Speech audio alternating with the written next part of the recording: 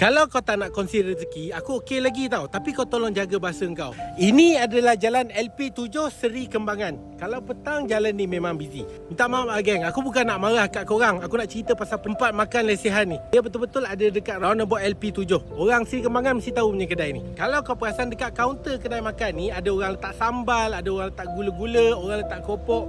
Aku ni niat nak berniaga. Jadi aku nak tumpang lah dekat kedai dia. Aku tanya boleh tak saya nak letak barang saya dekat sini. Dia kata boleh, tapi abang tolong letak barang yang tak ada kat sini. Jadi aku pergilah kat kaunter dia. Aku tengok dulu barang apa yang tak ada. Aku dah tahu lah barang apa yang aku nak letak. Adab ataupun adat kita berniaga, kita nak tumpang nak letak barang dekat kedai orang, kita first kali kita kena support dia dululah. Aku pun duduk lah, order lah. Banyak tau aku order, bukan sikit. Aku order lah dia punya ayam gepuk, lepas tu talapia penyet dengan nasi set bergaduh. Set bergaduh tu ada daging dengan ayam sekali. Kan tu je, dekat sini ada 22 jenis sambal. Tapi takkan aku nak order semua, rabak poket aku. Aku pun order 6 jenis sambal.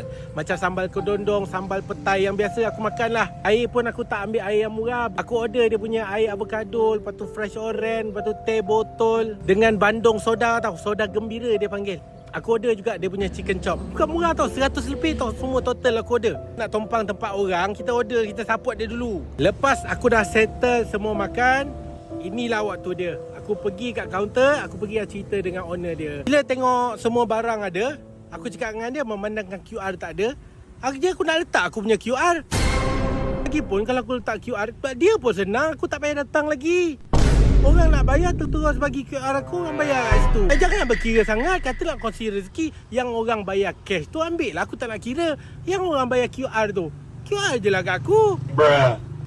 Tu dah maki lah aku. Kata letak barang yang tak ada tadi.